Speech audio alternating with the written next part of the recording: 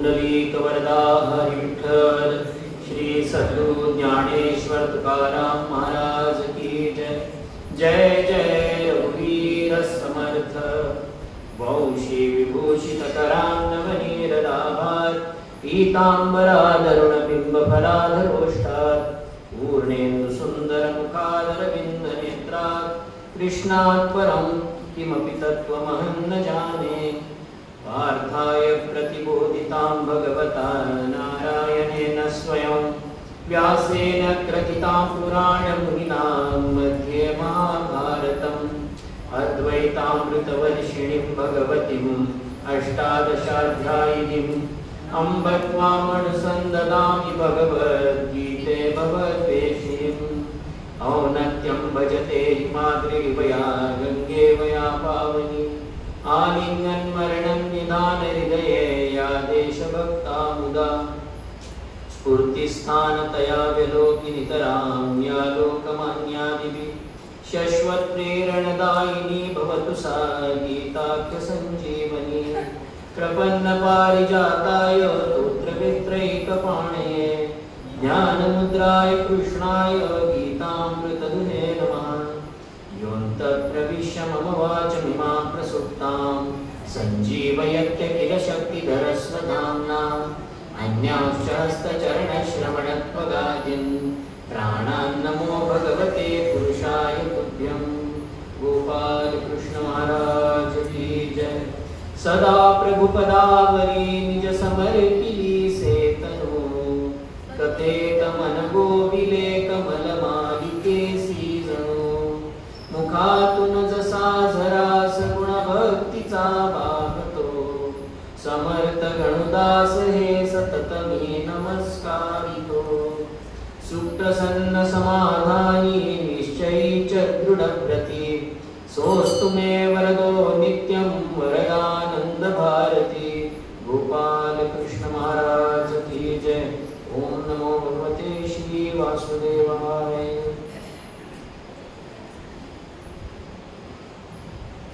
सज्जनों,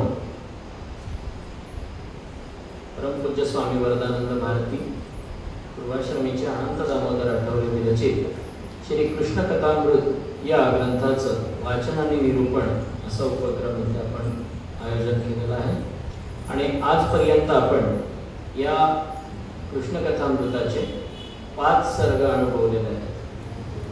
कालपर्यंत भगवंताचं आपण बालपण अनुभवले, भगवंताचं जनन, भगवंताचं बालपण, भगवंताचं वनमाली स्वरूप कालिया मर्दानी इतरांत कथा बघायला आहे।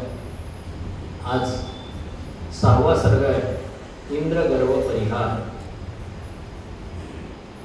वेदेश्च सर्वै स्मृतिभिः पुराणे शास्त्रे च तैस्तैर्मुनिभिः प्रणीतैः ज्ञातं सम्यक् खलु यस्य रूपं भक्तप्रियं तं गिरीशं नमामि।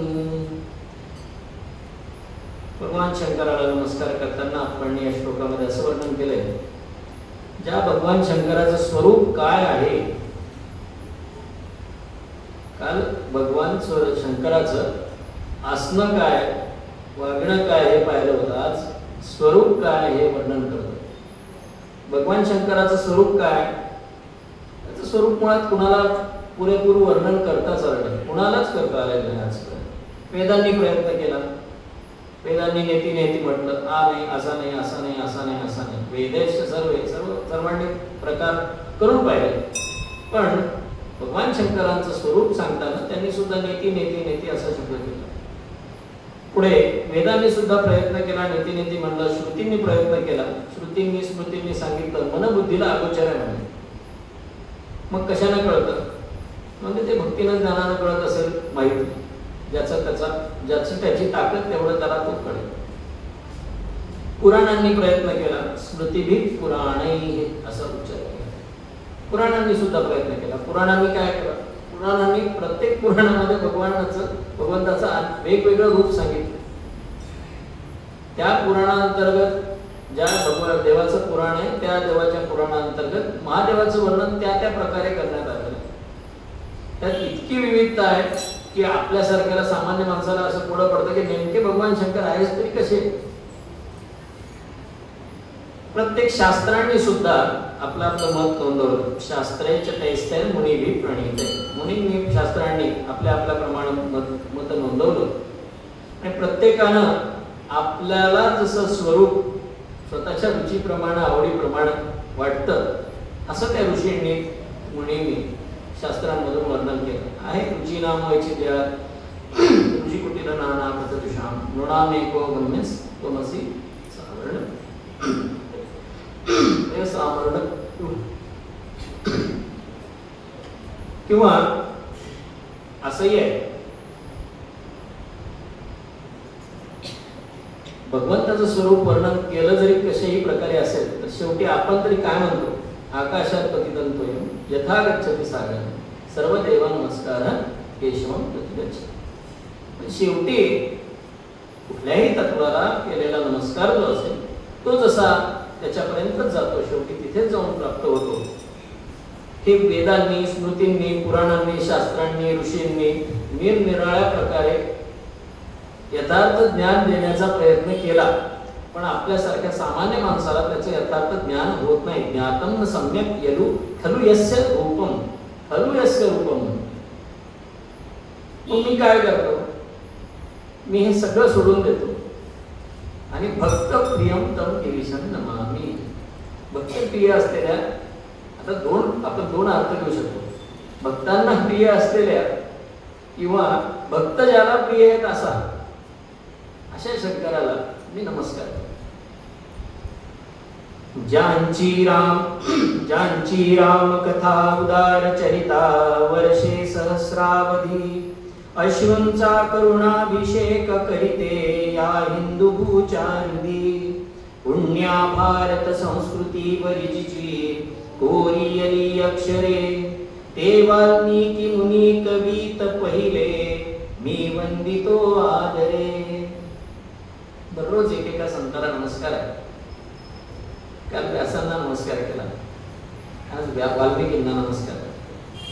ज्यांची रामकथा उदार चरिता वर्षे सहस्रावधी. किती वर्ष झाली रामाला? सहस्रावधी वर्ष झाली. काय करते ती रामकथा?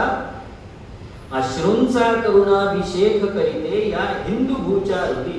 आजही राम म्हणलं की डोळ्यात खळखळ पाणी येतं. असंख्य प्रयत्न झाले या देशात राम न ठेवण्याचा. म्हणजे आजच नाही, यादव काळात सुद्धा. आता पुढे आपल्याला तो कथाभाग येणार आहे. लेंछांनी जी आक्रमण केली शकांनी, हुणांनी, त्यानंतर यवन आले, यवनानंतर मोगल आले, मोगलानंतर इंग्रज आले. सर्वांनी प्रयत्न केला इथला राम त्या गोष्टीतला राम काढून टाकण्याचा, या भारतातला राम काढून टाकण्याचा. तो प्रयत्न फळला नाही. नवे ती श्रद्धा अजून अधिक दृढ होत गेली. जो अशी आक्रमण व्हावी, अहिल्यादेवी सारख्या थोर व्यक्तींनी पुन्हा मंदिराची निर्मिती करावी आणि ती श्रद्धा अजून दृढतर होण्यासाठीचा प्रयत्न केला. या रामाच्या कथेनं काय केलं की राम आणि राम नामाची महती असे तू हिमाचल पसरवली. वाल्मिकींच्या रामकथेनं एक फार मोठं काम केलं. रामायण घडलं असतं पण ते ग्रथित जर झालं नसतं तर कदाचित आपल्यापर्यंत पोहोचलंही नसतं. ही वाल्मिकींची थोरवी आहे. असं म्हणतात, भगवंताला प्रत्येक जीवाचा उद्धार करायचा होता म्हणून व्यास वाल्मिकींचे अवतार झाले. अन्यथा भगवंताचे अवतार होत राहतील अनेक, पण ते जर पुढच्या पिढीपर्यंत जर येत नसतील तर त्याचा काही उपयोग नाही. एखादी चांगली गोष्ट आहे ती जर तुम्हाला माहीत झाली नाही तर ती चांगली आहे का वाईट आहे काही त्याचा फरक पडत नाही, पण ती तुम्हाला माहीत जर झाली तर त्याचा नक्कीच फरक पडतो. हे काम व्यासांनी, वाल्मिकींनी, अनेक संतांनी केलंय. आमच्या परमपूज्य दासगणू महाराजांनी हेच काम केले. संतांची चरित्र लोकांपर्यंत पोहोचवली. आज साईबाबा असोत किंवा अर्वाचीन महाराष्ट्रातील जे संत आहेत यांचं चरित्र लोकांना माहीत झालं केवळ आणि केवळ दासगणू महाराजांच्या प्रयत्न. महिपती बुवा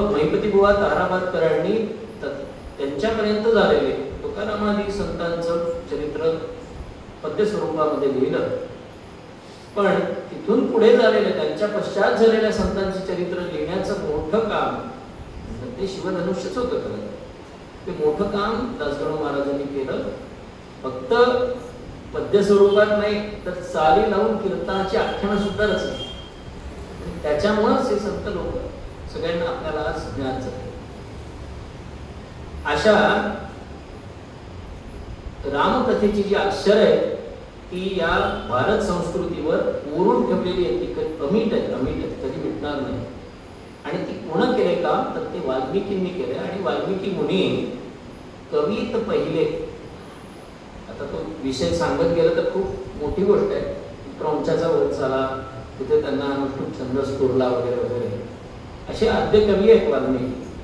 आणि त्या वाल्मिकींना नमस्कार करून आजच्या सर्गाला सुरुवात करू. मोह विधीचा ऐसा निरसुन गोपगणी परते मनमोहन मुले पुढे घेऊन शिदोरी तशीच होती यमुना तीरी. या काव्याची अजून एक सहज मला सुचलेली खासियत सांगतो. तुम्ही मालिका पाहता दूरदर्शनवर, वेगवेगळ्या वाहिन्यावर मालिका चालतात. आणि त्यामध्ये कालपर्यंत किंवा आतापर्यंत, आता मुळात काय की ते इंग्रजी शब्द उच्चारून एक वारंवार असा दंडक आहे आमच्या वसुधाईंचा, की मराठीत बोलण्याचा प्रयत्न करा. पण ते रिकॅप म्हणल्याशिवाय कळत नाही. रिकॅप दाखवतात ना, आजपर्यंत काय झालं, म्हणजे कालच्या भागात काय झालं, तर तेच आपण हा प्रयत्न इथे केलेला आहे. काल काय झालं होतं विसरतो आपण. घरी गेलं तर काय ते दुसऱ्या व्यापामध्ये कृष्ण राहतो बाजूला. मग मोहविधीचा ऐसा निरसून काल काय केलं आपण, ब्रह्मदेवाच्या मोहाचा नाश केला. पण तिथं जे गोपगण होते सगळे बसलेले ते कसे होते, ते जसे होते तसेच बसलेले होते. भगवंताने 1 वर्षभर रूप घेतली सर्वांची. पण जे गोपाळ बसलेले होते खायला हातात भाकर गुटखा, कोणाचा हातात हातात होता, तोंडात तर तोंडात होता, तसेच राहिले वर्षभर. आणि घरी जायचा भगवंतच सगळ्यांच्या रूपाने नटून.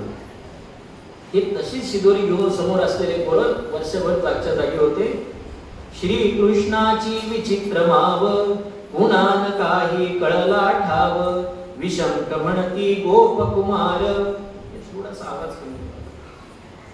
कृष्णा चलना किती उशीर. कुणालाही कृष्णाची माव कळाली नाही. काय केलंय कृष्णाने जादूही.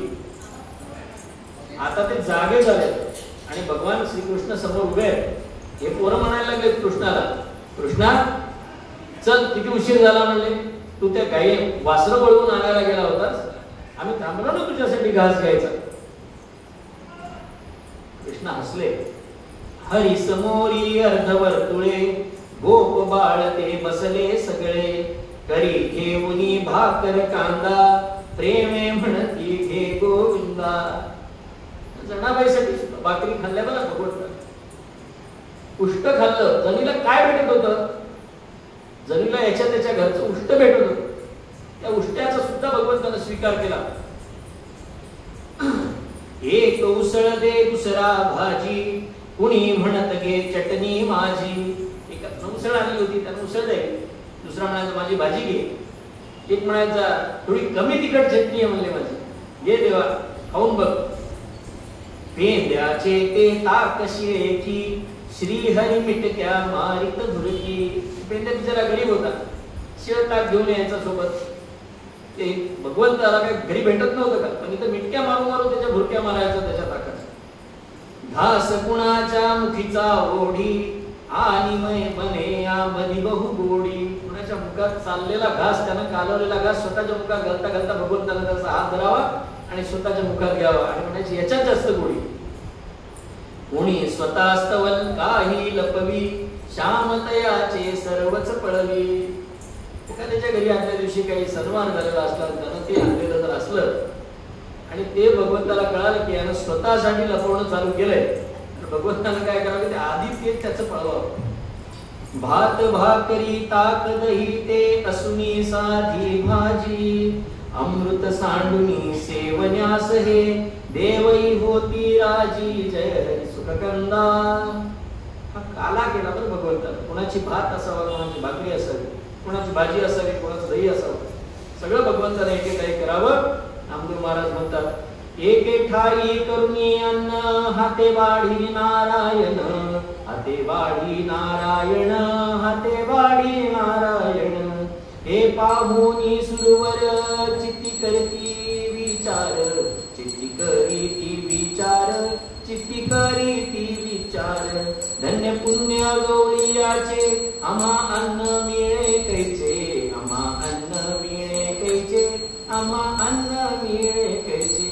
एक असे युक्ती हात धुवील श्रीपती, हात धुवील श्रीपती, हात धुवील श्रीपती. उच्चिष्टाचे मिशे देवजळी झाले मासे, देवजळी झाले मासे, देवजळी झाले मासे. हे कळले घननिळा. आता हे भगवंताला कळालं, ते मासे होऊन आले. देव स्वर्गीचे देव, ते स्वर्गीचे देव जे आले ते मासे होऊन आले. का तर म्हणजे भगवंत हात धुवायला येतील यमुनेच्या जळामध्ये. पण हे भगवंताला कळलं. हे कळले घननिळा सांगतसे हे गोपाळा, सांगतसे हे गोपाळा, सांगतसे हे गोपाळा. चला वृंदावना जाऊ नामा म्हणे उदक घेऊ, नामा म्हणे उदक घेऊ, नामा म्हणे उदक घेऊ. नामदेव महाराज थोडं साध्या शैलीमध्ये सांगतात. नामा म्हणे चला वृंदावनी जाऊ आणि नामा म्हणे उदक घेऊ, तिथं जाऊन हात धुवू म्हणून. पण तुकाराम महाराज त्याच्या पुढे जाते. काल्याची आसे देवजळी झाले मासे, देवजळी झाले मासे, देवजळी झाले मासे. कुसोनिया हाते टिरी सांगाते हात, टिरी सांगाते हात, टिरी सांगाते हात. जेव्हा म्हणले काय करू नका, हात धुवायची गरज नाही म्हणजे. इथे काय 16 वेळाचा प्रश्न नाही, आपल्या आपल्या किरीला हात पुसावले बस झालं. कुणाला काही भेटू द्यायचं नाही म्हणजे यांना फुकट पाहिजे. म्हणजे ज्या वेळेला अवतार घ्यायची वेळ आली होती, मी म्हणलो होतो चला गोपाळ व्हा तिथं माझ्यासोबत चला. म्हणजे यांना स्वर्गीचं सुख सोडा वाटत नाही. आता फुकटचा प्रसाद कसा भेटणार नाही. गोड आजचा फारच काला असे लागला गोपजनाला, हृदयी भरले प्रेम हरीचे, गोडी सीम गुणे कशाचे. असा हा जो काला केलेला होता तो अतिशय गोड लागला सर्वांना. का? कारण त्याच्यामध्ये यांच्या हृदयातलं हरीविषयीचं प्रेम त्या काल्यामध्ये भरल्या गेलं होतं. मग तिथं गोडीचं गुण कशाला असावं. त्या काल्याच्या निमित्तानं आपण सर्वजण कृष्ण कृष्ण हे भजन करू. आणि पूर्ण आपला आजचा विचार सांगणं झाल्यानंतर काल्याचा प्रसाद वाटणार. कृष्ण कृष्ण जय कृष्ण कृष्ण जय कृष्ण कृष्ण जय कृष्ण कृष्ण जय कृष्ण कृष्ण जय कृष्ण कृष्ण जय कृष्ण कृष्ण जय कृष्ण कृष्ण जय कृष्ण जय कृष्ण कृष्ण जय कृष्ण कृष्ण जय कृष्ण कृष्ण जय कृष्ण कृष्ण जय कृष्ण कृष्ण जय कृष्ण कृष्ण जय कृष्ण जय. गोपाल कृष्ण महाराज की जय. गोविंदावर भाविक गीते गात आदरे गोप बालके. परत निघाले निजा घराला वेश जयांचा साधा भोळा. खांद्यावर घोंगडी शिरावर गोंड्याची ती टोपी सुंदर. गोपी चंदन किळार लाटी पदी वाहना करात काठी. आमचा वेश कसा होता. खांद्यावर घोंगडी असायची, शिरावर गोंड्याची सुंदर अशी टोपी असायची आणि गोपीचंदनाचे तिळे सर्वांनी लावलेले असायचे. ललाटावर चक्कर वाजणारे पायामध्ये वाहना असायच्या. आणि एका हाताने भगवंत काय करायचे. फिरवी कर निज गाई पाठी, एक वाजवी पावा ओठी. गमती कोणी वदती हासून, हात हरीच्या गळ्यात घालून. काय नशीब होतं यांचं. भगवंताच्या गळ्यात हात घालता येत होता. भगवंताच्या गळ्यात हात टाकून फिरत होते आणि भगवंत गाईच्या पाठीवर हात फिरवत फिरवत पावा वाजवत वाजवत समोर जात होते. यती मुनींना स्वप्नात हिजे भाग्य कधी गवसेना. हेच करीत असे खेळी मेळी गोपाळांच्या सजना जय सुखकंदा. यती मुनींना स्वप्नातही जे भाग्य कधी गवसेना, यती मुनींना स्वप्नातही जे भाग्य कधी गवसेना, तेच करीतसे खेळी मेळी, तेच करतसे खेळी मेळी, गोपाळांच्या सदना जय हरे सुखकंदा, मेघश्याम मुकुंदा जय हरे सुखकंदा.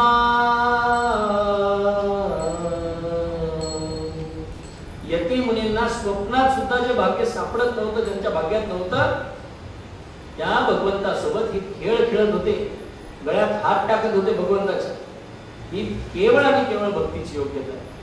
पुढे काय झालं, त्यांचा हा नित्यक्रम चालू होता आणि एके दिवशी नंदगृहासी एके दिवशी जमले काही गोकुळवासी, विचार विनिमय करण्यास्तव की कारण जवळी आला उत्सव. नंदाच्या घरी एके दिवशी सगळे गोकुळवासी जमले होते. कशासाठी, तर पुढे उत्सव आलेला होता त्यांचा आणि त्याचा विचार विनिमय कसं करायचं, काय करायचं, नियोजनासाठीची बैठक होती. गोकुळात होती परिपाठी, याग करावा इंद्रासाठी, श्रावण मासी प्रतिवर्षाला आली ती समीप वेळा. काय होतं, नंदाचे ऐकत नव्हते अशातला भाग नाही. म्हणजे आता जी लोकशाही नावानं जी संकल्पना चालते ना, चालते एकाच्याच मनाचं सगळं, पण तो काळ असा होता नंदाचं ऐकणारे सगळे होते. आपण कालही पाहिलं की गाव बदलून दुसरीकडे जायचं म्हणल्यानंतर एका शब्दात नंदाच्या सर्वजण तयार झाले. पण नंदही तितकाच मोठ्या मनाचा होता की सर्वांचा विचार विनिमय केल्याशिवाय कुठलेही कार्य करत नव्हतं. चर्चा करीती सर्व गोपजन, मध्ये नंद लोडासी टेकून, सिद्ध पुढे साहित्य विड्याचे, वृद्धास्तव खल तसे रुपयाचे. आता नंदराज गावाचे सरपंच आहेत, त्यांची बैठक आहे. बैठकीत लोडाला टेकून नंदराज बसलेले आहेत. समोर आता बैठकीला बसल्यानंतर जुना काळ आहे, विड्याचं साहित्य सिद्ध असायचं. लोक पानं खायचे, आवडीनं खायचे, कारण आवश्यक गोष्ट, अन्न पचनासाठी आवश्यक गोष्ट असते. मग आता वृद्ध लोक होते, त्यांच्यासाठी चांदीचे खलबत्ते ठेवलेले होते पान कुटून खाण्यासाठी. वृद्धास्तव खल तसे रुपयाचे, खल म्हणजे खलबत्ते, रुपयाचे म्हणजे चांदीचे ठेवलेले होते. यज्ञासाठी विप्र कोणते, बोलविणे विद्वान जाणते, मंडप भव्य कुठे उभवावे, कार्य कोणते कुणी करावे. यज्ञासाठी कोण ब्राह्मण बोलवायचे, कुठले विद्वान बोलवायचे आणि कुठं मोठा मंडप घालायचा, कुणी कोणतं काम करायचं याचा विचार विनिमय चालला होता. प्रयोजनाची वा यज्ञाची सामग्री अन्नादी, वदती सारे मी करीतो मी, प्रथम मला द्या संधी जय हरी सुखकंदा. जुन्या काळी असं होतं, मला संधी द्या, मला संधी द्या, मला संधी द्या. आता अशा बैठकीला बोलवल्यानंतर पहिल्यांदा लोकांच्या कपाळावर आठ्या, काय माझ्या गळ्याला लावते की पात्री करून काय देव झाले. कुठं पात्रिकांना म्हणलं समजा की द्या या उत्सवासाठी 5,000, 4 माणसात नाही म्हणता येत नाही. असं नव्हतं की लोक म्हणायचे मी करतो, मला प्रथम संधी द्या.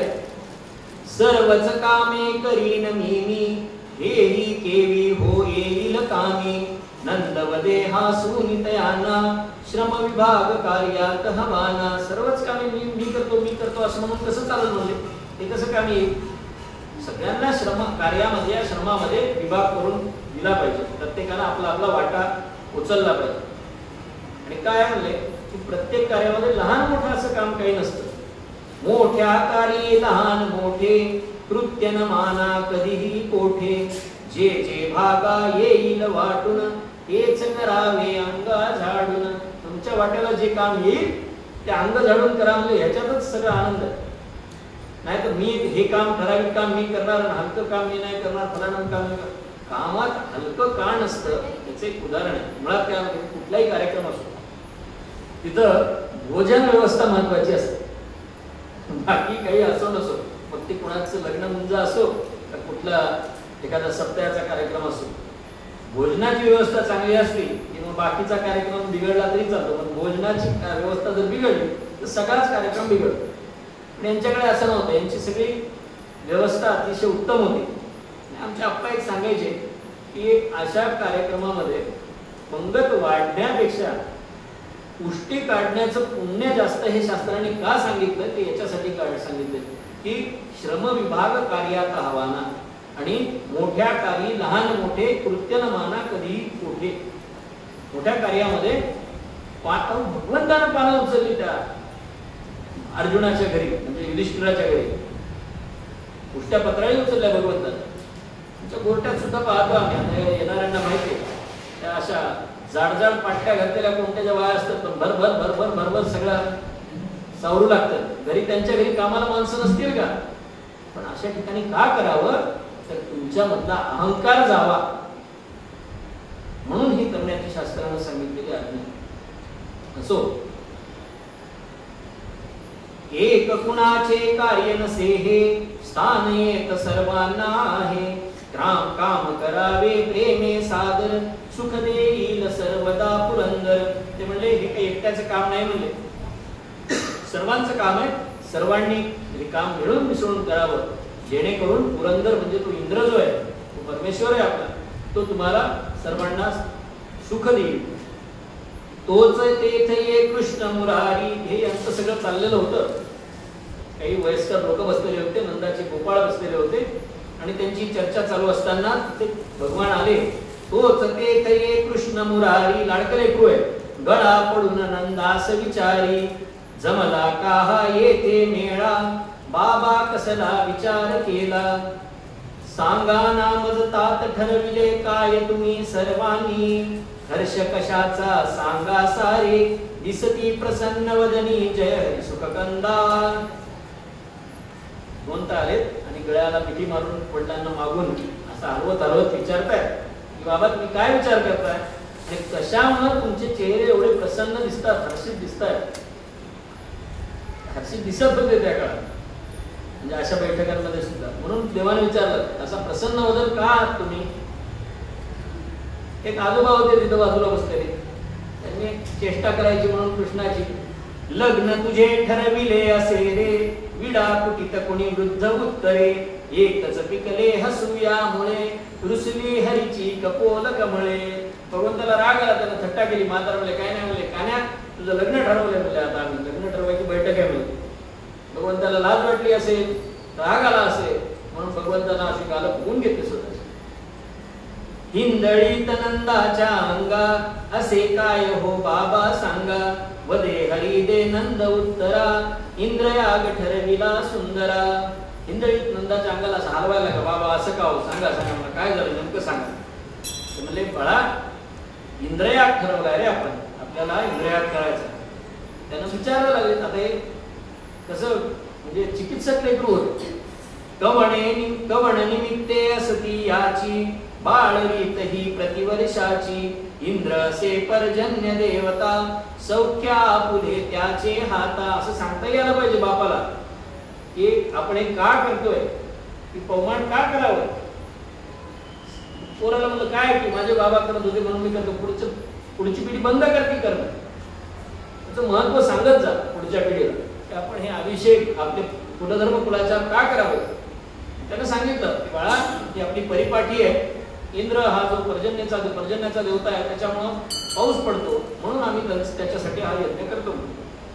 पावसामुळे काय होतं, पिकते शेती गवत उगवते.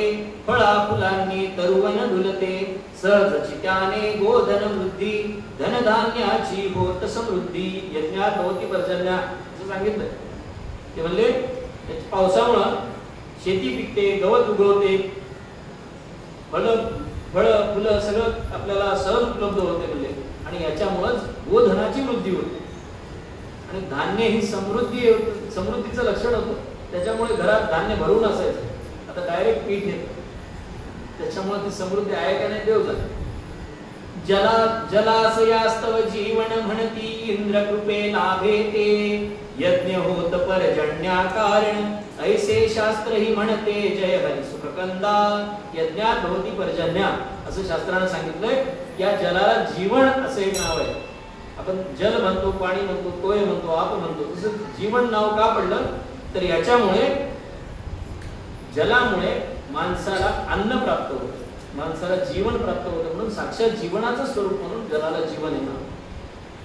इथपर्यंत सर्व ठीक होतं, सगळं व्यवस्थित सांगत होते नंदबाबा. पुढे नंदबाबा काय म्हणाले, प्रसन्न नसतापती सुरांचा सर्वनाश होई दामुचा दोष विण्या म्हणून पुरभूता या गामी हा करीतो आता. आता हे नंदबाबा एवढं जर बोलले नसते तर बरं झालं असतं, पुढचा प्रसंग तरी आला नसता. ते काय म्हणले, प्रसन्न नसता पती सुरांचा म्हणजे देवांचा जो हा पती आहे इंद्र आहे, हा जर प्रसन्न नसला तर सर्वनाश होईल आमचा. त्याला तोषविण्यासाठी, त्याला आनंदित ठेवण्यासाठी आम्ही हा यज्ञ करतोय. मग देवाला वाटलं अरे हे चुकतंय काय, हा प्रकार असा झाला म्हणजे कामनिक भक्ती झाली. तुम्हाला काहीतरी पाहिजे म्हणून तुम्ही काहीतरी करताय. चिंती हरिहा याग कामनिक भक्ती सुखासी असे विघातक वाढविल हा चित्त मला ते खंडिलेच पाहिजे मला ते. म्हणले कृष्णाने मनात विचार केला हा कामनिक याग आहे, याच्यामुळे भक्तीचं सुखाला धोका निर्माण होईल, याच्यामुळे चित्तामधला मल वाढत जाईल, चित्तामधले दोष वाढत जातील आणि ह्याच्यामुळे मला याचं खंडन करणं अत्यंत आवश्यक आहे. भक्तीचं सुख जे आहे ना ते केवळ आणि केवळ निष्कामतेत आहे. भगवंताचं लहान असताना पासून गीता सांगेपर्यंत आणि पुढे उद्धव गीता सांगेपर्यंत हेच सांगितलं भगवंतानं, निष्काम. आता हे एवढं मनात बोलले आणि प्रगट होऊन काय बोलले म्हणजे लोकांना ऐकू येईल असं काय बोलले, वदे प्रगट सा सर्वास सावळा याग उचितना वाटत मजला सर्व जगाचा प्रभू परात्पर रागवेल तये अपनावर. भगवान म्हणाले की मला काही यज्ञ प्रकार तुमचा उचित वाटत नाही म्हणजे, त्याच्यामुळं जगाचा जो प्रभू आहे परात्पर तो तुमच्यावर रागवेल म्हणजे. असं तुम्ही खालच्या माणसाला, खालच्या अधिकाऱ्याला जरा जास्त भाव देऊ लागले तर तो जो खरा धनी आहे त्याला त्याचा राग येईल. ईशे हे जग रक्षायासी लोकपालने मिले दिशांसी इंद्र वरुण मारुत वैश्वानर तद्भीतीने कार्या तत्पर. एक मोठा अधिकारी असतो, तो आपल्या हाताखाली 4 अधिकारी नेमतो, तसाच काहीचा प्रकार आहे म्हणजे. देवाने काय केलं ईश्वरानं, इंद्र वरुण मारुत म्हणजे वायू आणि वैश्वानर म्हणजे अग्नी, त्यांना दिक्पाल म्हणून नेमलंय म्हणजे. आणि त्यात एकेकाला एक एक काम वाटून दिलेलं, त्यांनी आपलं काम करावं. तसंच काम आहे म्हणलं, या इंद्राचं काम आहे ते नेमून दिलेलं पाऊस पाडणं. जगतले करू परमेशाचे हे तो सेवक त्यांचे कृपा कोठली या इंद्राची देणे जगदीशाचे जय हरी सुखकंदा. इंद्राची काय कृपा आली म्हणजे हे देणं जगदीशाचं आहे, त्या भगवंताचं. इंद्रयाग जरी केला येते कसं होईल म्हणले, लाच दिलेसे होईल की ते. तुमचं काम करून घ्यायला खालच्या कारकुनाला लाच दिल्यासारखं होईल म्हणजे. आणि लाच देणं जसा गुन्हा आहे ना तसा लाच घेणं सुद्धा गुन्हा आहे. घेणं तर गुन्हा आहेच आहे, पण देणारा सुद्धा गुन्हेगार आहे, त्यालाही शिक्षा व्हायला पाहिजे. रुचेल कैसे ते देवाला तन्नियमाचा विघात झाला, त्याचा नियम मोडला तर देवाला कसं रुचल. त्यापेक्षा हा गिरी गोवर्धन नामायसे त्याचे वर्तन उत्तम करणे उत्सव याचा हा सुखदाता असे व्रजाचा. ते म्हणले त्यापेक्षा हा समोर जो दिसतोय गोवर्धन नावाचा पर्वत आहे, गोवर्धन गायींची वाढ करणारा, गायींची वृद्धी करणारा, गायींचं वर्धन करणारा, गायींना पोषण करणारा, अशा गोवर्धनाची पूजा करू म्हणे.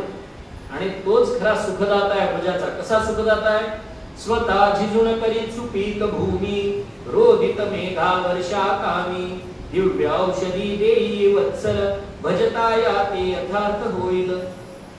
मातीची निर्मिती कशी होते म्हणजे, पर्वत झिजतात पावसामुळं, त्याच्यापासून जो गाळ तयार होतो त्यापासून सुपीक अशी माती तयार होते. आणि हे पर्वत अजून एक काम करतात, जाणाऱ्या ढगांना रोखण्याचं काम करतात. म्हणून त्या कोकणामध्ये जास्त पाऊस पडतो. सह्याद्री पाऊस ढगांना रोखतो आणि कोकणात अतिशय पाऊस पडतो. त्याचबरोबर त्या पडलेल्या पाण्यामुळे अनेक औषधी वनस्पती सुद्धा निर्माण होतात आणि त्या औषधी वनस्पतींचा सुद्धा आपल्याला पुरवठा करतो. म्हणून याला भजावं लागलं, म्हणजे याची पूजा करावी लागली. त्याचबरोबर आपल्याला खरी गरज काय? चारा पुरवी हा गायींसी, हाच रक्षिता से व्रजासी, खेळगडी हा गोपाळांचा, चला करूया उत्सव याचा. हा खेळगडी म्हणजे गोपाळांचा, हा चारा पुरवतो गायींना, मुख्य काम ते आहे. म्हणून आपल्याला याची पूजा करणं आवश्यक आहे. भजन समर्चन यजन असावे प्रेमपूर्ण हृदयाचे, बाळगुणी भय करिता तेची, होत विडंबन साचे. जय हरी सुखकंदा. ऐका, भजन समर्चन आणि यजन या गोष्टी ज्या आहेत त्या प्रेमपूर्ण हृदयाने कराव्यात. अन्यथा देव माझ्यावर कोप करील किंवा देव माझ्यावर रुसेल किंवा देव शाप देईल या वृत्तीने जर तुम्ही भजन करत असाल त्याला काही अर्थ नाही, म्हणजे विडंबन आहे पूजेच.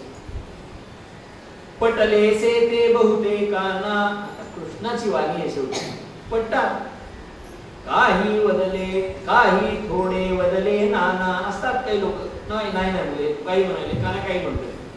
नंदासी कृष्ण प्रेमाने, नाम नवे ना ठामपणाने. आता ते बाप आहे लोकांच्याकडे बघून त्याला वय म्हणता येईल आणि कृष्णाला ना पण म्हणता येईल. तिथं महिला मंडळ बसलेलं होतं.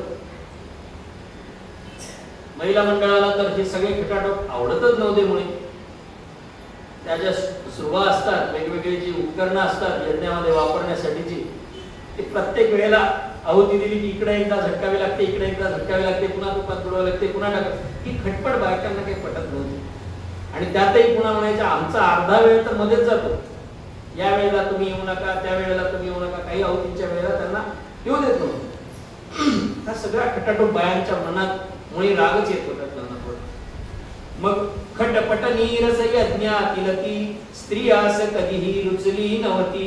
हर्ष जाहला भारत यांना, प्रिय असतो उत्सव सर्वांना. त्या खटपटीपेक्षा उत्सव आवडतो. नटणं मुरडणं सगळ्या गोष्टी असल्या की बरं वाटतं.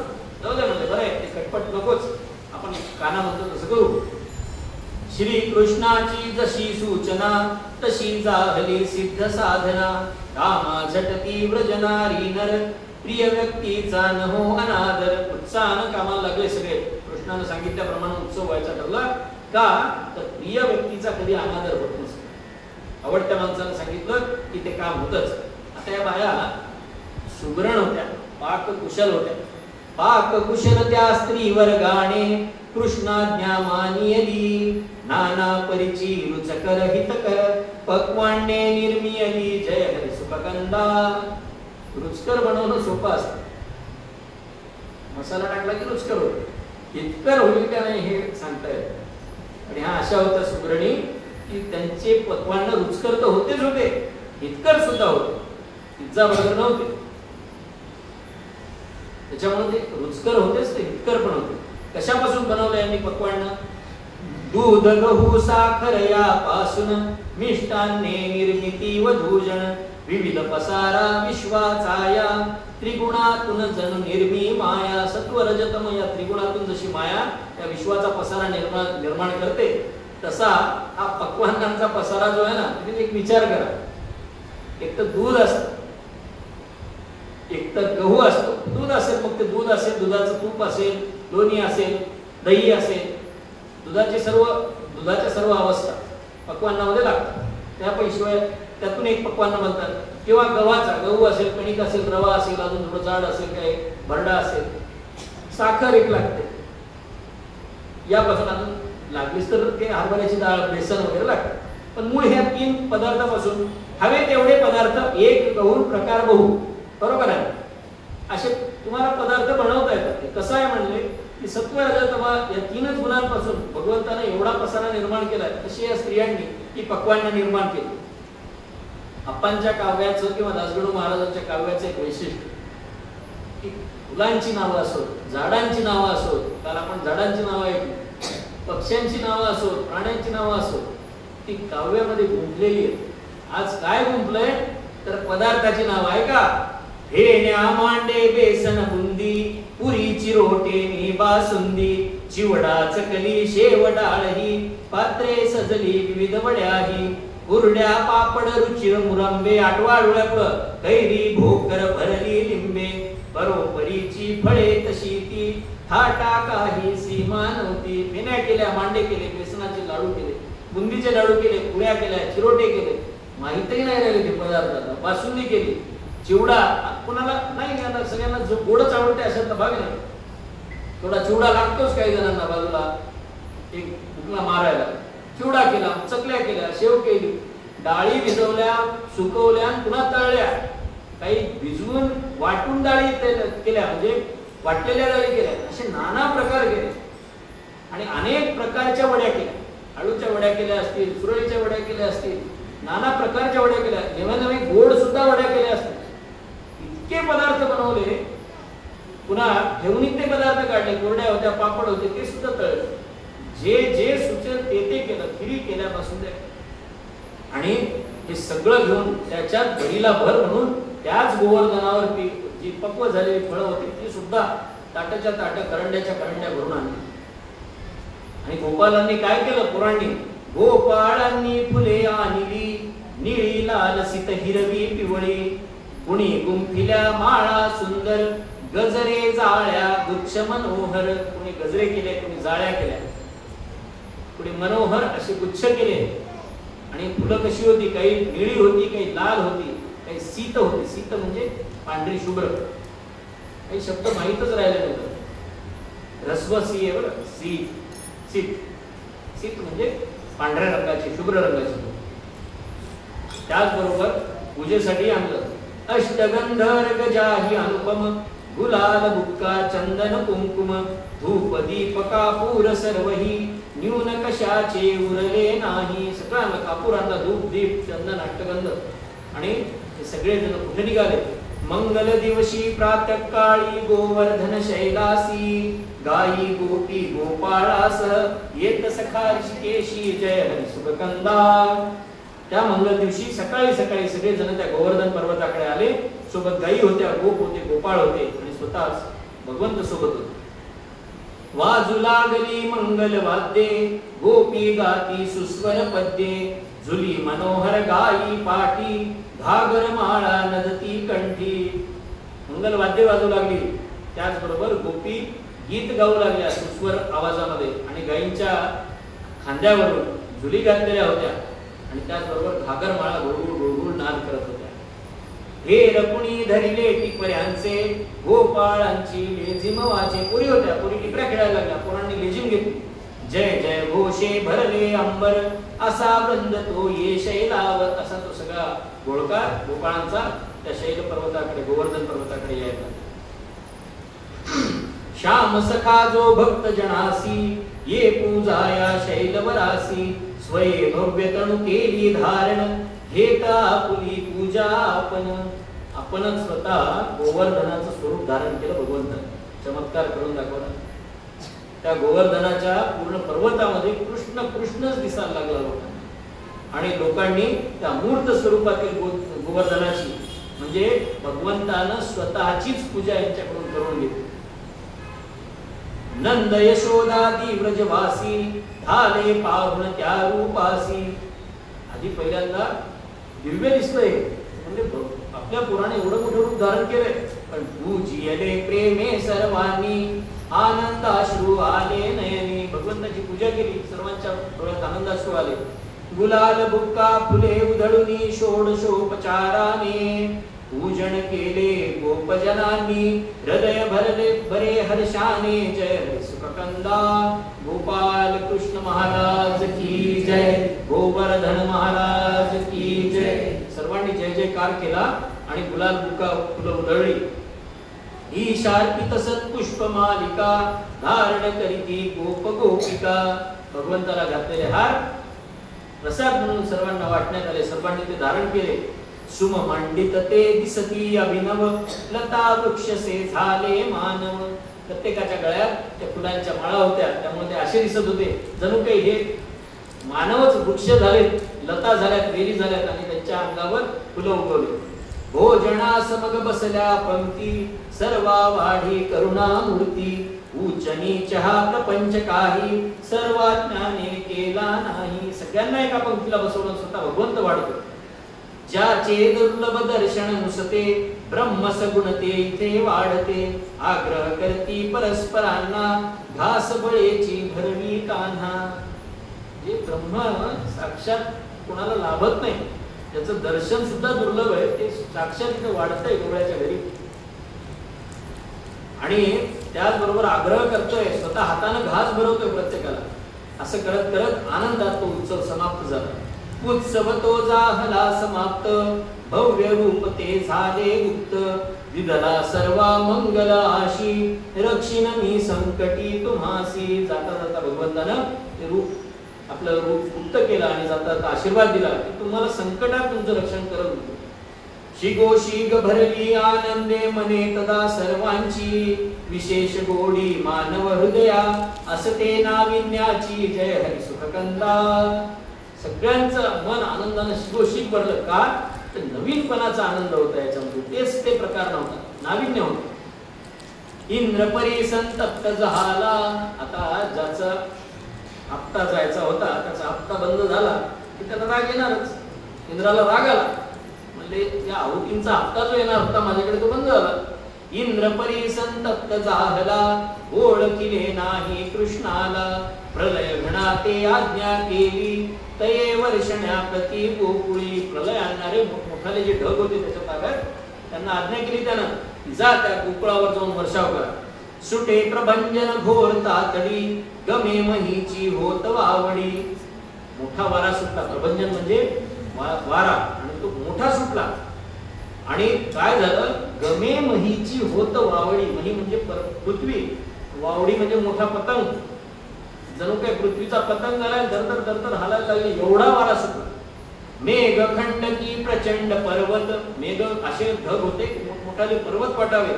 अंधेरासह आले धावत, गडगडाटका पवी अजस्रे. जशी गर्जती सिंह सहस्रे, मध्येच चमके भीषण चपला. पिशाच जन्मिचकी दंताला.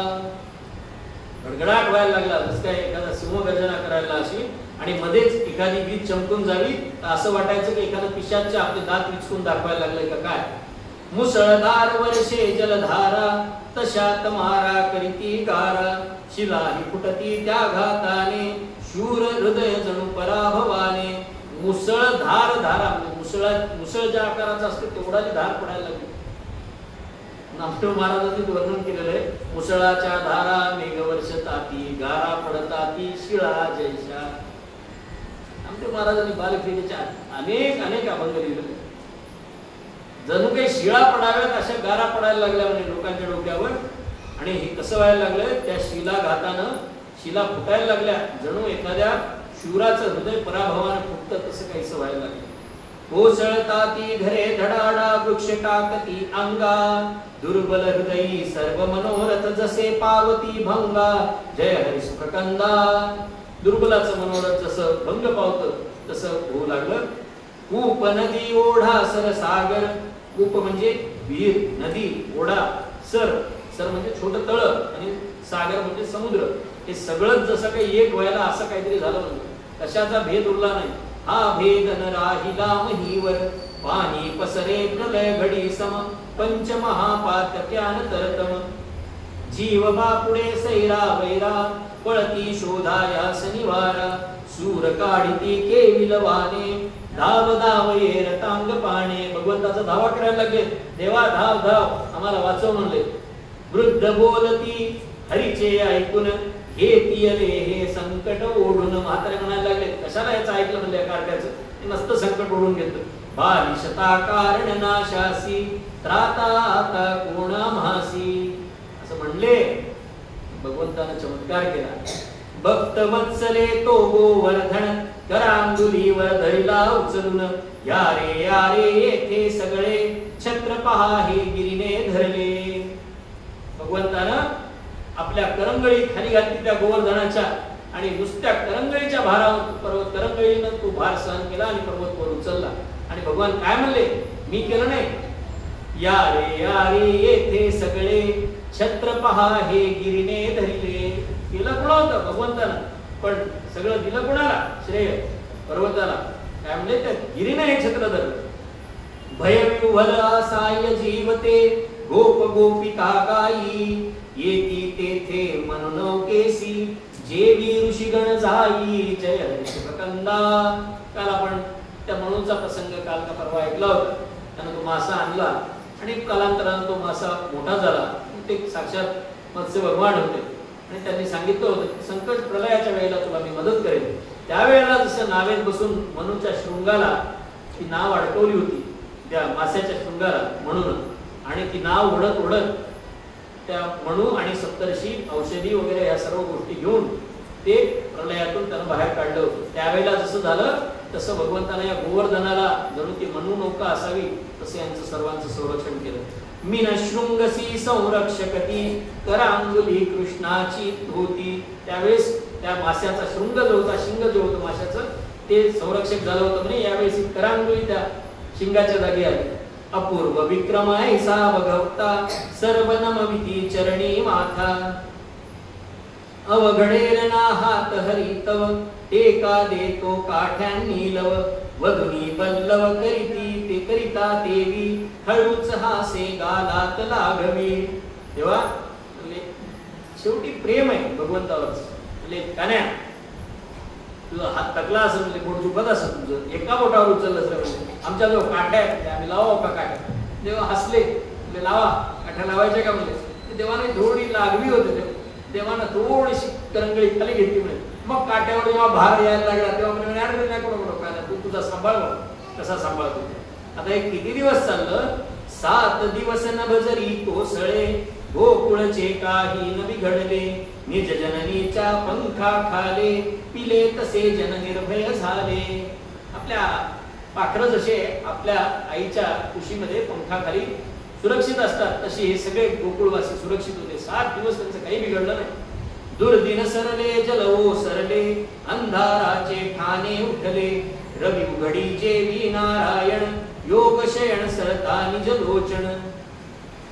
काय झालं? तसं भगवंताला त्या प्रबोधिनी एकादशीला भगवंताला डोळे उघडावे तसं हळूच सूर्याचा प्रकाश यायला लागला आणि दुर्दिन सरले अंधाराचं ठाणं उठलं आणि हे गोकुळवासी पर्वताच्या खाली असलेले बाजूला आजूबाजूला बघायला लागले. चकित लोचने भगती व्रजजन तशीच होती सदने वनराजी ही प्रसन्न बघता कृष्णा करीती नमने जय सुखकंदा. चकित झाले. जशाला तसे घर होते. काही खाली पडलं नाही, कुठं चिखल झाला नाही, काही वाहून गेलं नाही, काही नाही. जसं सोडून आले होते तशाला तसं होत. चकित झाले. भगवंताला वारंवार नमस्कार करू लागले.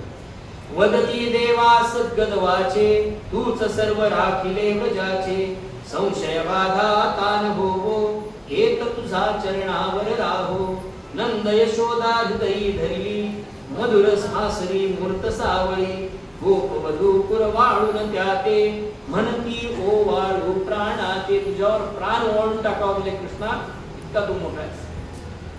जय जयकारे गोप गर्जती घेऊन कृष्णा खांद्यावरती नाचतात की प्रेम भराने फुले उधळली दिवो कसाने.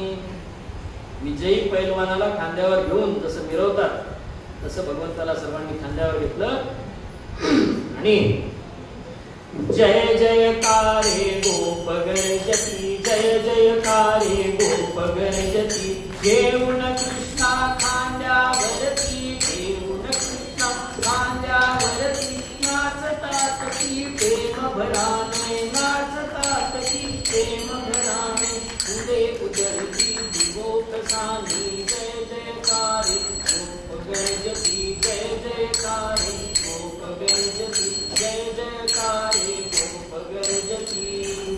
जय जयकारे गोप गर्जती घेऊन कृष्णा खांद्यावर आणि नाचतात की प्रेम भराने. आणि वरून कोण पाहिलं? देवांनी पाहिलं. फुले उधळली दिवो कसानी. कशी मोडली फोड म्हणून इंद्र बोलून बघायला आला ढगात.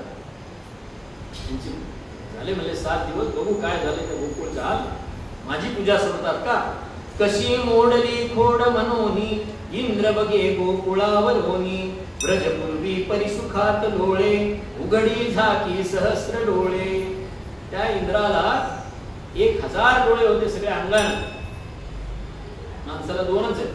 त्याला जगाचा कारभार बघायचा, त्याला देवाने सहस्त्र डोळे दिले होते इंद्राला. तो तेवढे सहस्त्र डोळे झाकायला उडायला मला काहीच इथं तर फरक पडलेला नाही.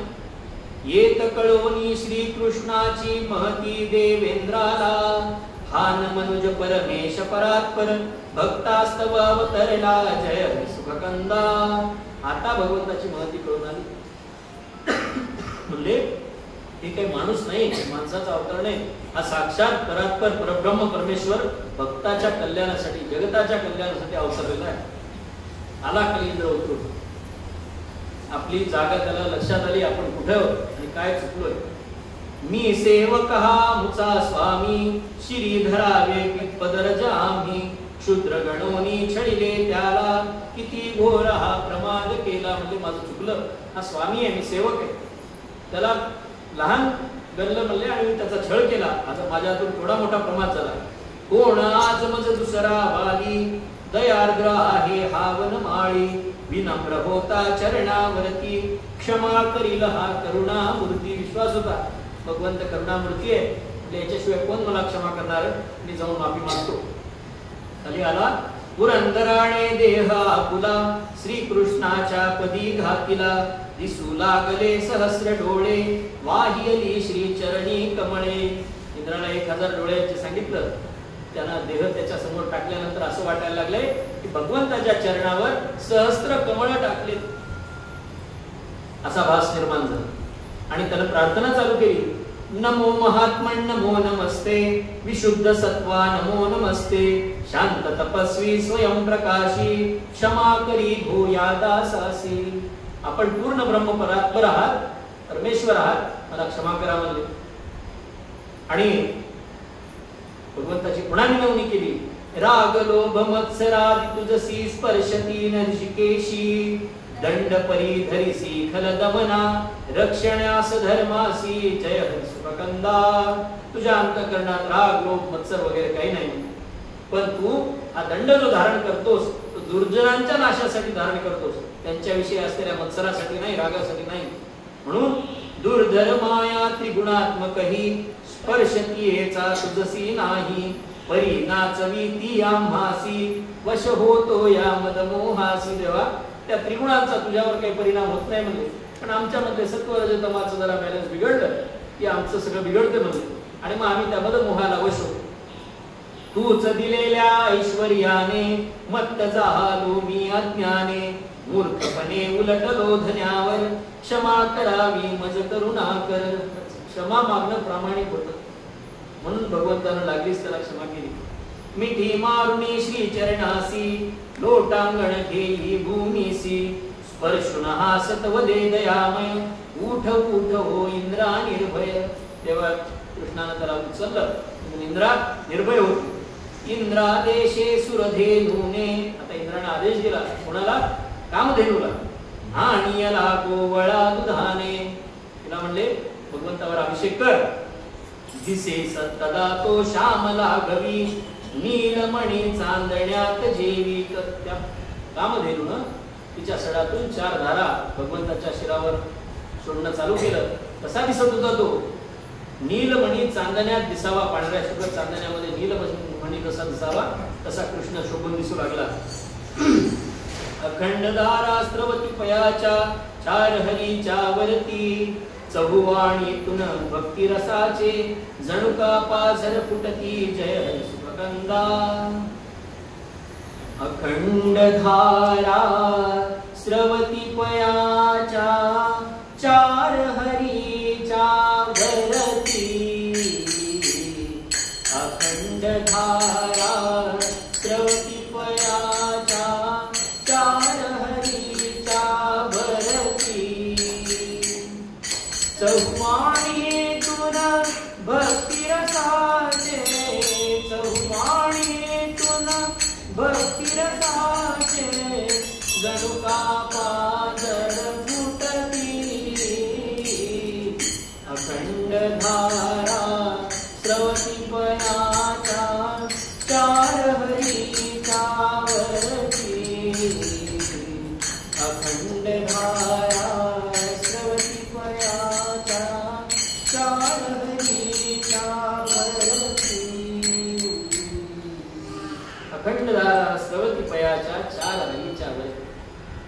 त्या दुधाच्या 4 धारा अखंड भगवंताच्या शिरावर अभिषेक करतायत.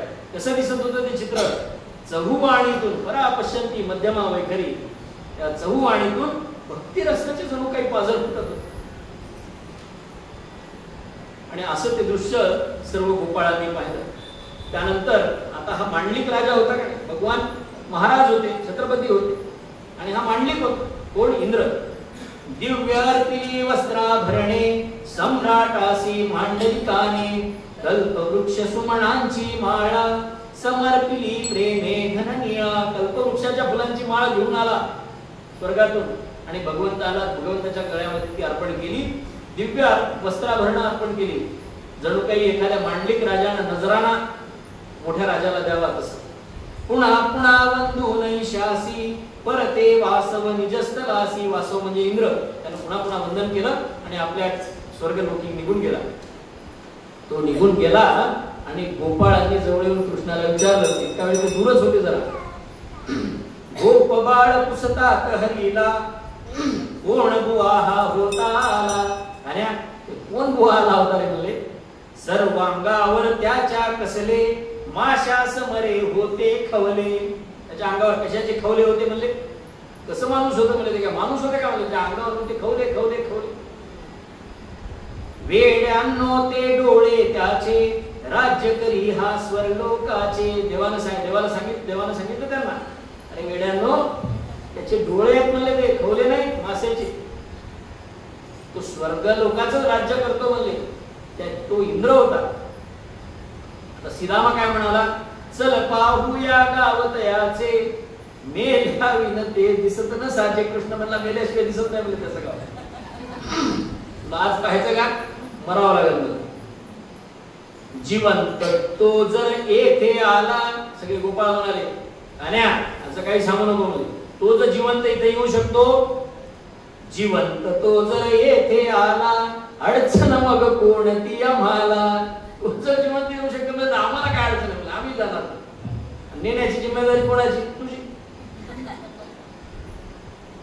आग्रह पाहून गोपाळांचा स्वर्ग तया दाखविला, भक्ताला का अशक्य काही, मोक्षही सुलभ जयाला जय सुखकंदा. भक्तांचा आग्रह होता, भगवंताने त्यांना स्वर्ग दाखवला. काय म्हणले? भगवंत म्हणले मिटा डोळे. डोळे मिटले आणि सगळेच्या सगळे थेट स्वर्गात. तिथं पाहायला लागले सगळे सुखच सुख आहेत.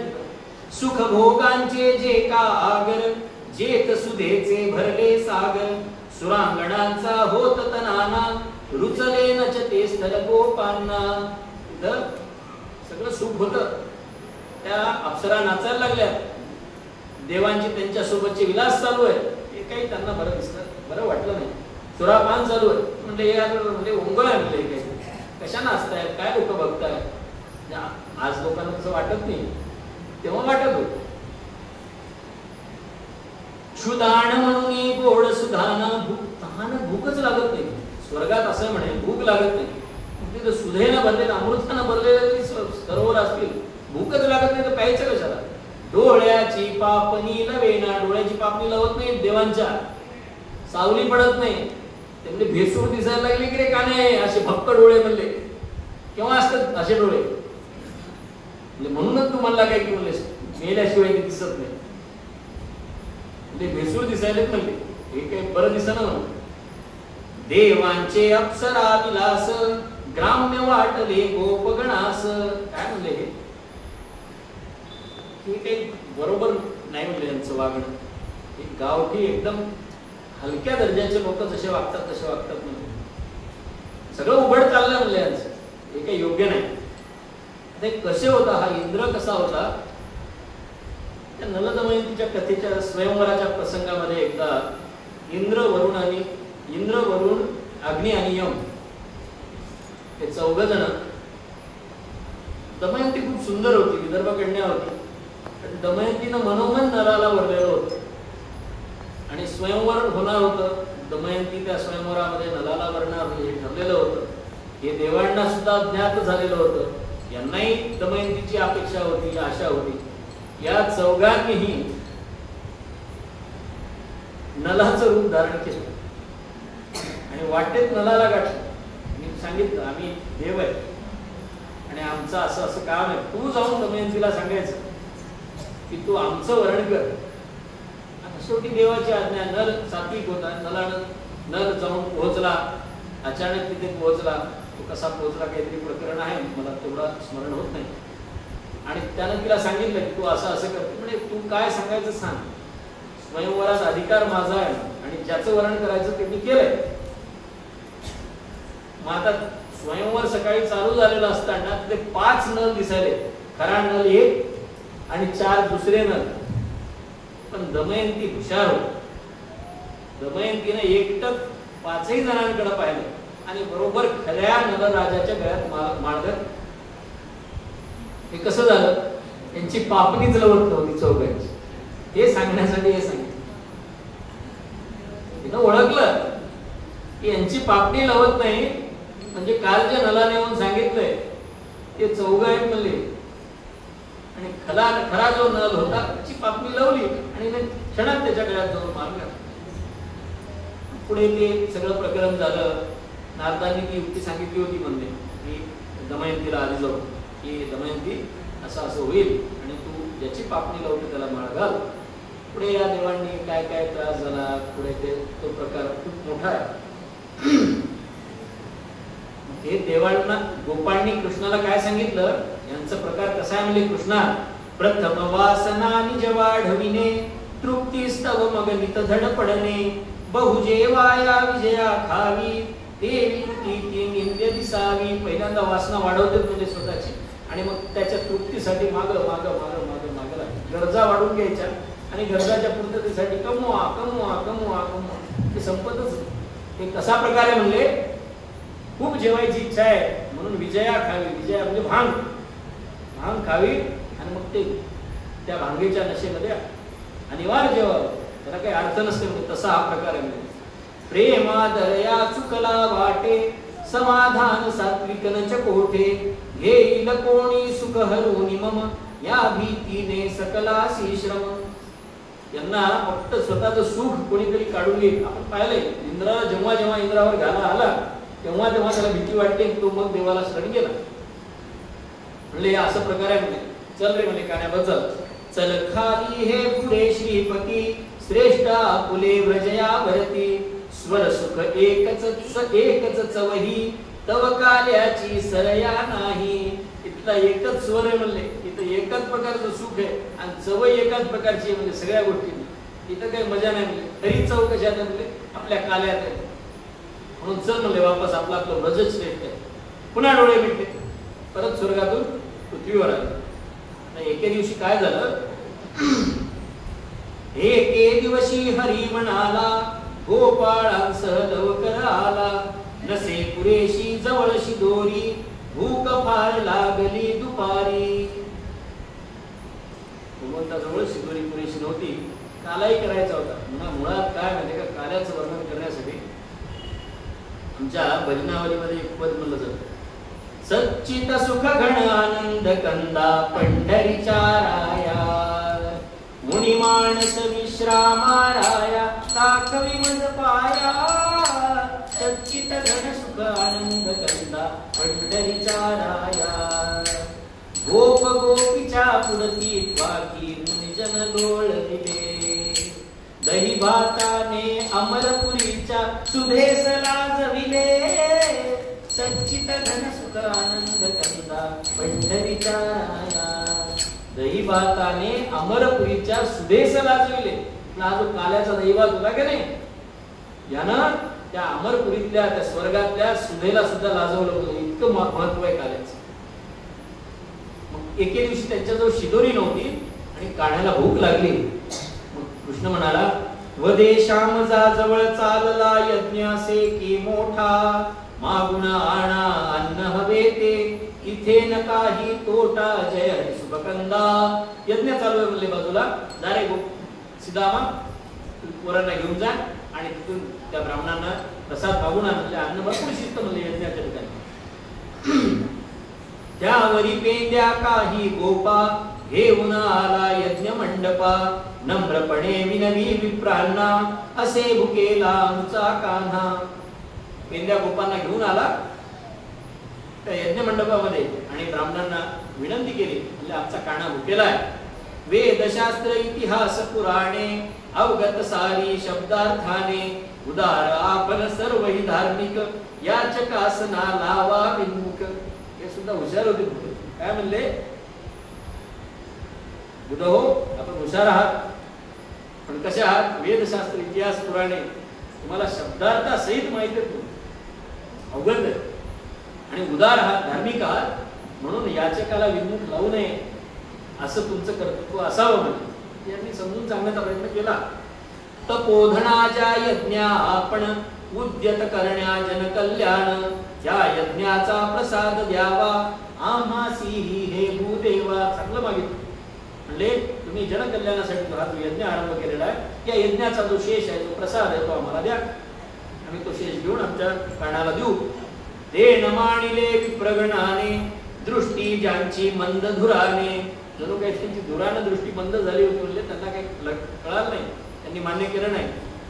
काय म्हणाले, इंद्रयाग ज्याने बुडविले काय तयाचे आम्ही बांधिले. म्हणजे आमची दक्षिणा गेली, इंद्रयाग बुडवले म्हणले, त्याला काय द्यायचं म्हणले, आम्ही देणार नाही म्हणले, त्याला अन्न बिन्न काही आमच्या जवळ नाही. यजन करावे जास्तवतो हा हवीर हरी गोविंद प्रसन्न होता स्वयेतयासी अवगणिती हे अंध जय हरी सुखकंदा. म्हणाले, तू देवा तुम्हाला लक्षात येत नाही, ज्याच्यासाठी यजन करावं तो हवीर हरी साक्षात गोविंद तोच आहे. म्हणजे ज्याच्यासाठी करावं तो साक्षात यज्ञ स्वरूप भगवान आहे. आणि या यज्ञो यज्ञपती यजवा यज्ञांगो यज्ञवाहन रोज म्हणताना नाही म्हणजे तुम्ही विष्णू सहस्रनाम कळाल नाही तुम्हाला. हे आंधळ्यांनी सोडलं, तुम्ही निघाले कोण म्हणजे इथं काही भेटणार नाही. निघता ते वदेस धामा जाऊ आता अंतरधामा. सीतामा थोडा हुशार होता, मोठा होता ना, म्हणजे मागच्या दारात जाऊ म्हणले. यांनी नाही दिलं तर दिलं, बाया थोड्या कनवळ असतात देतील म्हणून. स्त्री हृदयी हो दया आणि भक्ती पुरुषांपेक्षा उत्कट असती. दया असो भक्ती असो, स्त्रियांमध्ये उत्कट असते, म्हणजे त्यांचं हृदय कठोर नसतं. मागून आले, स्वयंपाक करायला मागून नारा असायची त्या काळी. पाकगृहासी येऊन विनवी आई आमची दया करावी. श्याम उपाशी आहे राणी कळवळलो आम्ही भुकेली. माय श्याम उपाशी आहे म्हणजे रानामध्ये, आम्हाला भुका लागलेला आहे, काही असं तर द्या. धक्के आम्हा दिले द्विजांनी तुम्ही तरी द्या अन्न निदानी. हरीस भोजन हवे ऐकता सती बोलल्या हर्षुन चित्ता. यांनी ऐकलं मात्र, कृष्णाला भोजन पाहिजे, त्यांना आनंद झाला. भाग्य केवळे आज उदेले पुण्यामुचे शिगास गेले. दुर्लभ जो की व्रत नियमांसी प्रसन्न तो झाला आम्हासी. आमचं भाग्य आहे, भगवंताने आमच्याकडे अन्न मागावं, देऊ देऊ म्हणून. सेवा ज्याची घडो मनोनी सुरते सुरधेनुही. तो परमात्मा आजचा करी आमची स्वेच्छे घेई जय हरी सुखकंदा. ती कामधेनू सुद्धा ज्याच्या सेवेसाठी झुरते म्हणले, तो आमच्याकडून स्व इच्छेने चाकरी करून घेतोय आमच्याकडून, आम्ही करायला तयार आहोत, फक्त एवढं करा म्हणजे. गोपगणांनो तुम्ही खरोखर कृपा किती केली ताम्हावर. हरी सकयांनो पुढती वारे आणू आम्ही पदार्थ सारे. थोडं तुम्ही पुढवा, आमची काही थोडी तयारी राहिलेली आहे, थोडी पाकाची सिद्धता व्हायची आहे, ती झाली ते आम्ही घेऊन येतो, तुम्ही पुढवा. एक मध्ये हळू अजुनी काही, त्यातली एक जण म्हणाली एक मध्ये हळू अजुनी काही नैवेद्यासी ठिकाण नाही. म्हणजे अगं अजून नैवेद्य व्हायचा आहे, नैवेद्य झाल्याशिवाय याला कसं द्यायचं. वदे तुझी गे नसो नसे तर स्वये आज ओळगे परात्पर.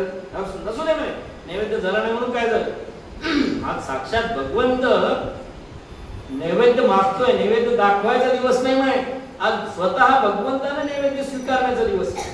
दाखवायचा आपण खायचा तो दिवस रोजच असतो, आज भगवंत नैवेद्य घेणार आहे, जाऊ म्हणे. काय केलं त्यांनी, विविधांनाची पात्रे सुंदर यज्ञ मधु घेऊन शिरावर हरी गुण गाता पथे शोभती जणू अवलंबून नवरस भक्ती. यांनी विविध अन्नानं भरलेली पात्र शिरावर घेतली आणि हरीचे गुण गात गात त्या निघाल्या. मुखाने म्हणतात हरी बोल हरी बोल हरी हरी बोल हरी बोल हरी बोल हरी हरी बोल मुकुंद माधव गोविंद बोल मुकुंद माधव गोविंद बोल हरी बोल हरी बोल हरी हरी बोल हरी बोल हरी बोल हरी हरी बोल मुकुंद माधव गोविंद बोल मुकुंद माधव गोविंद बोल. अशा निघाल्या सगळ्या जणी. एक थोडी अजून काहीतरी घरातून घ्यावं म्हणून मागे राहिली असेल. सर्व निघाल्या एक राहिली तो तत्पतीने तिला पाहिले. तिच्या नवऱ्यानं तिला पाहिलं. हात ओढीला निस हिसडून नष्टे सांग कुठे चाललीस दुष्टे. दुष्टे कुठे चाललीस म्हणले. त्यांना हात धरला भरकन मागं ओढली.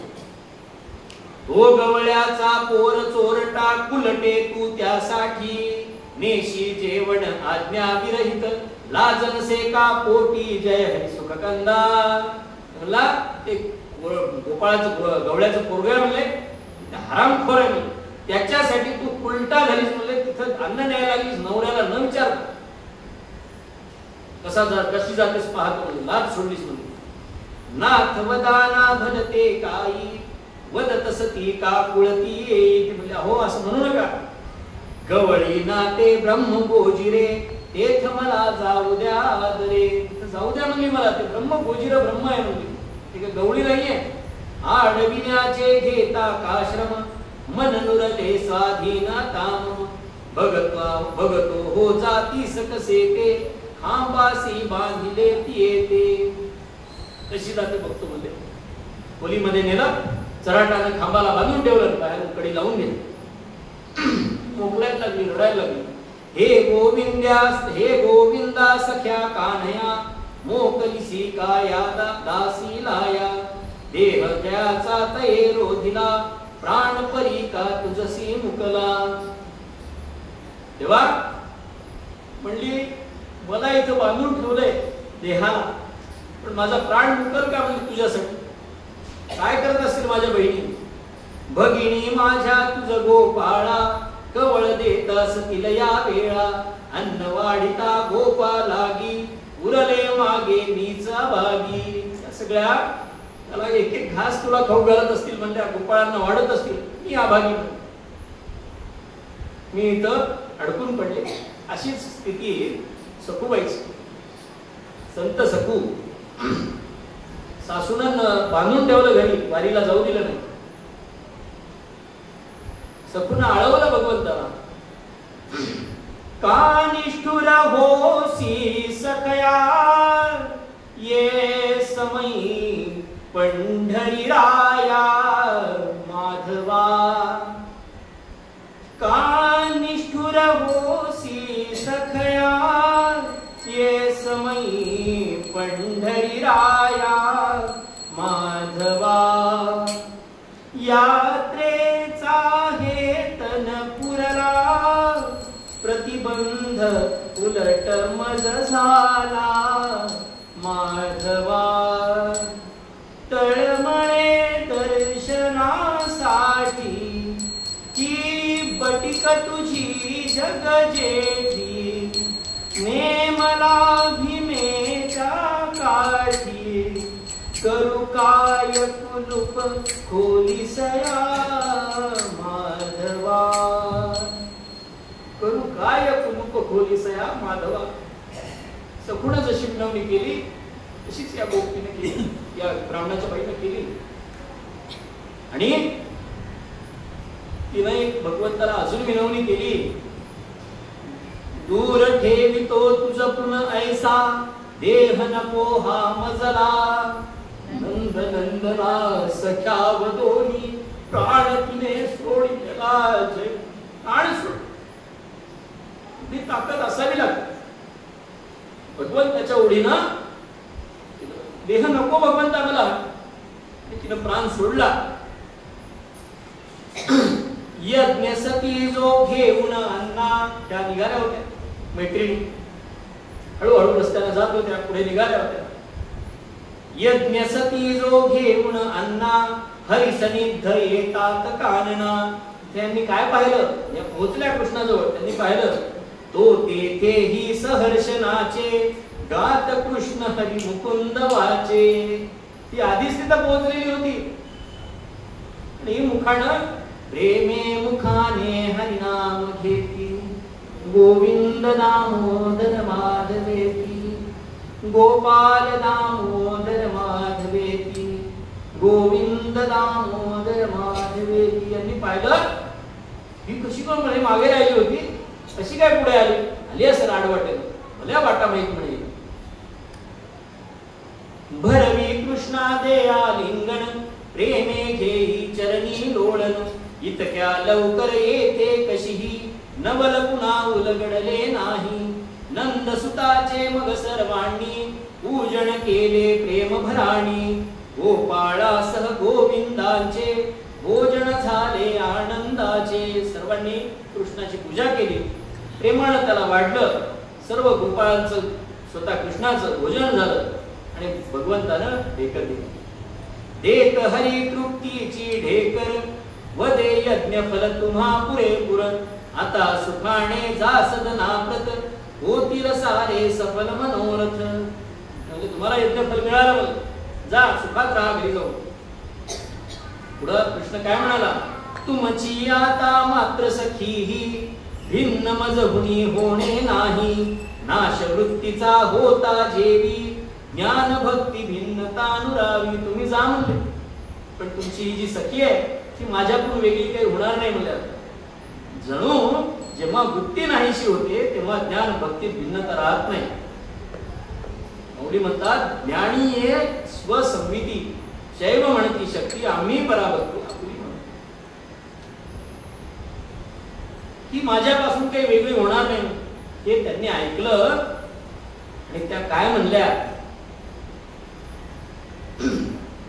येता सती परतुनी कळले तयासी, टाकून देह मिळली जगदीश्वरासी. त्या परत आल्या आणि त्यांनी पाहिलं, काय पाहिलं, तिचा प्राण निघून गेलाय आणि केवळ देह इथे शिल्लक आहे. येता सती परतुनी कळले तयासी, टाकून देह मिळली जगदीश्वरासी. हा धन्य धन्य पद मिळविले सखीने, आम्हास कान तरी बांधिले पतीने. तिनं धन्य पद मिळवलं, आमच्या नवऱ्याने का आम्हाला बांधलं. ती खरंच धन्य होती आणि म्हणून ती प्रभू पदावर समर्पित. गोपाल कृष्ण महाराज की जय. आज कृष्ण कथामृताचा 6वा सर्ग झालाय. उद्या 7वा सर्ग आहे. 7व्या सर्गातील प्रथम श्लोक आपण घेऊया आणि आजच्या कथा भागाला विराम देऊया. तदनंतर भजन होईल, भजनानंतर प्रसाद. 7वा सर्ग आहे उद्या भक्तिविलास, रास क्रीडा सांगायची. यद्विद्यते क्षितितले